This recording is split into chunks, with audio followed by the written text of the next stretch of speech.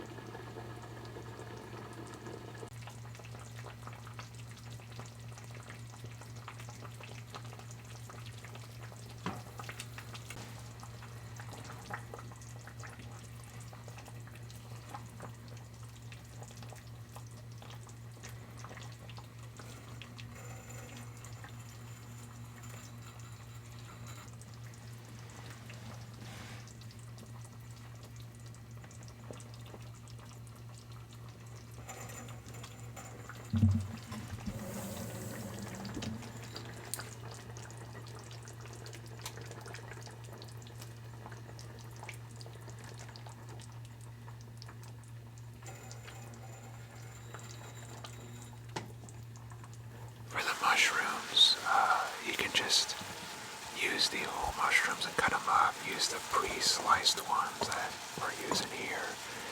Doesn't really matter what kind you're using. I mean, whatever your store has. I know mushrooms can sometimes be a little hard to find, at least where I live. So just get what's ever available. Put it into a pan with some oil, and don't worry that the mushrooms probably don't fit in the pan to start, because once they start absorbing that oil and changing with the heat, they'll reduce down to like half their size. So, yeah, just see right here. Look at them go, look at them diminish, and look at their flavor increase. You just don't want to, saute them forever to the point where they become rubbery and you bite into them and they're just bleh. You don't want that. Just until they get a nice little color on them, and once they do, turn them off. Do not overcook them.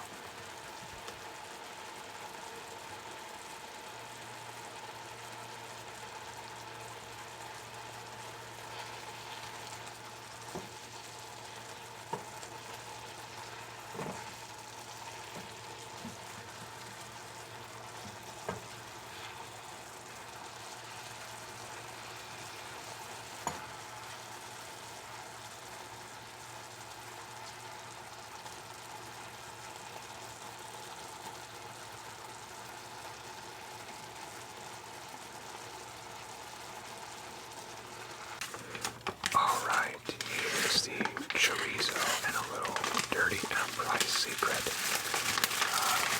Mrs. Price, being Price's mother, likes to buy chorizo in very large quantities from our local meat shop because that's all they can really do. So we get like 10, 15 pounds at a time. And I always get some, sent to me whenever she would buy these large quantities.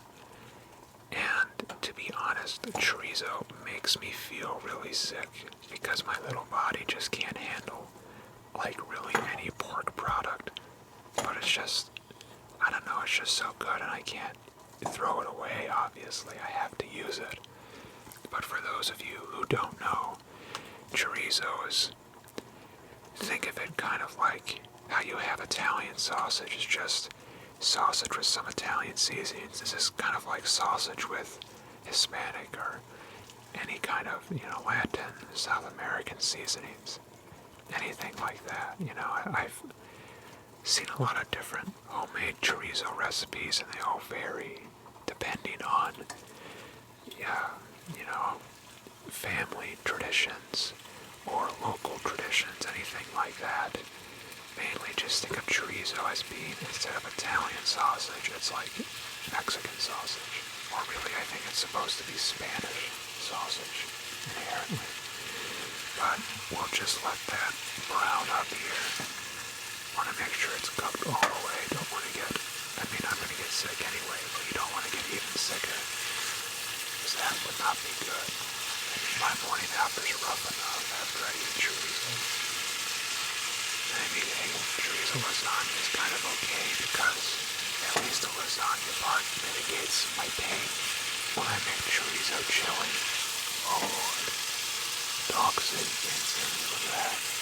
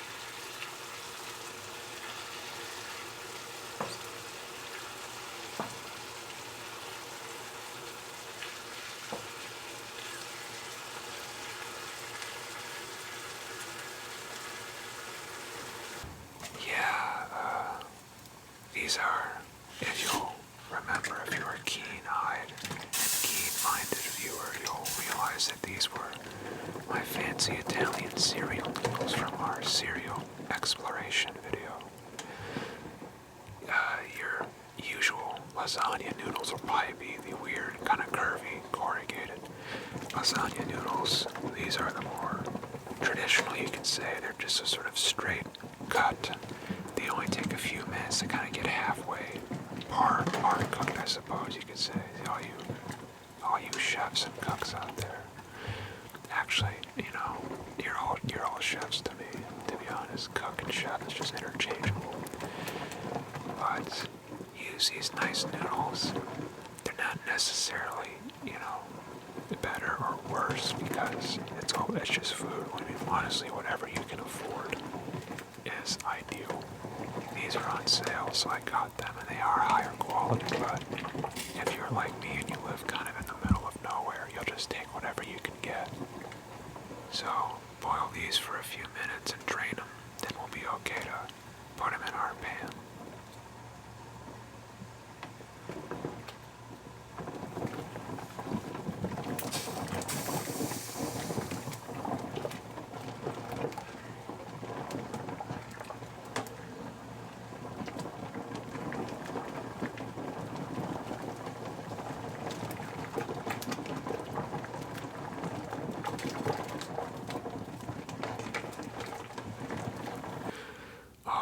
We're just going to assemble a lasagna here, and we'll see if we even use these clips because they did not turn out very well.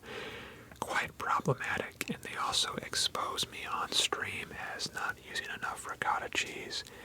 Actually, and using ricotta cheese because I know that you're supposed to use the bechamel, but I don't know, I'm just not a fan of bechamel sauce, to be honest. Matter of fact, I'm not really even a fan of marinara sauce. I usually use Alfredo. Why am I making this video? Who am I? Anyway, here's me fiddling with trying to make a lasagna and stacking them.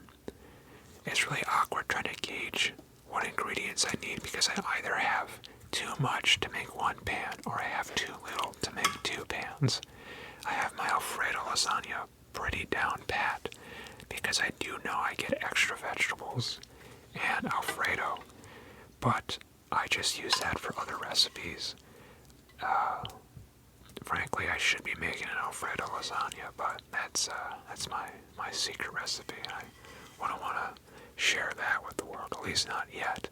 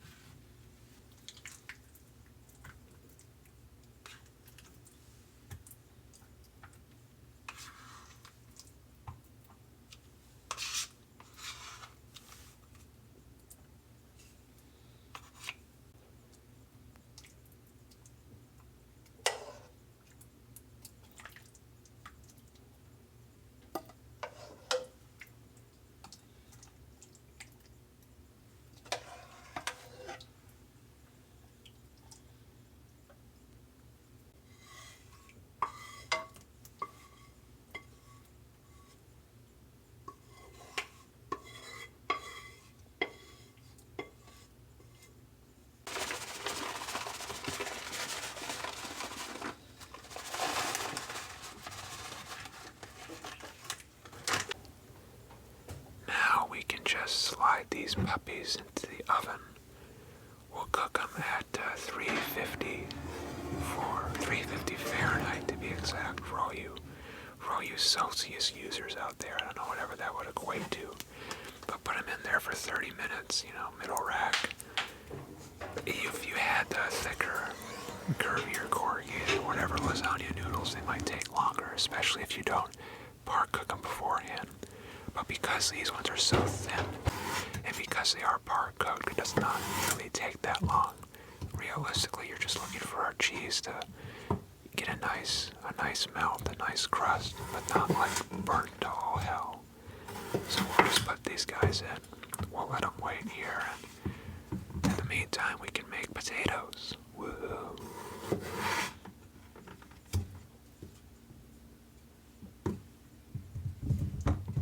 Alright, so if you want to do potatoes, I think the best way to do them is just a quick fry in a cast iron skillet and just cube whatever potatoes you have, because kind of like mushrooms, it's sort of just the luck of the draw of what you can find at the store. Once again, at least at my middle of nowhere store. But just cut them up. And the most important step here, honestly, is to wash them after you cut them, after they're just in cubes, because you want to wash the starch off.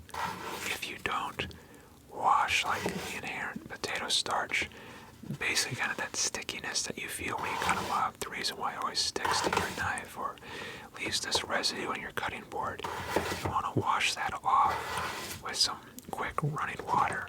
Otherwise, it'll stick like crazy to your pan, no matter how much butter or oil or fat or whatever you use. It will just stick like crazy, and you'll be standing at your sink for an hour trying to wash your cast iron skillet. That should not be that hard.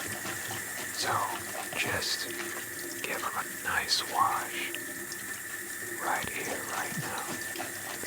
And now, we will add our butter to our hot pan and let the butter get nice and sizzly and melted. And then we'll add our potatoes and we'll just let them get a nice simmer. And every once in a while we'll give them a few turns or flips or whatever you want to call them to rotate the potatoes so that even a few sides can get nice and brown and crunchy. And just throw whatever seasoning or herbs you want in here. In this case, salt and pepper is always good. If you have, once again, basil or like oregano from your whatever, your lasagna or your pasta, whatever you're making, throw those in there. Personally, I like to have ginger garlic potatoes. I like those a lot. If you have any cayenne pepper, that's always nice to throw in. Whole cloves of garlic.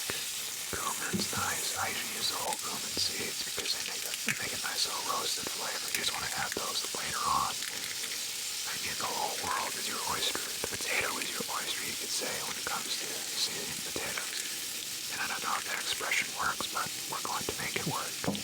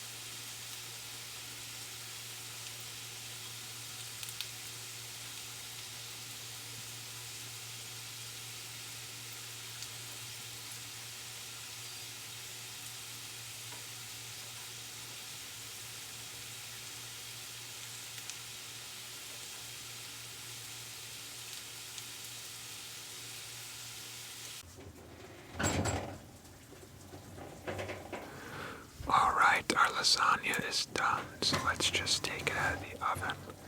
Ignore the fact that I didn't have enough sauce and my top noodles are buckled and curling like summer concrete. And then we're going to cut them up and serve them onto some middle plates here.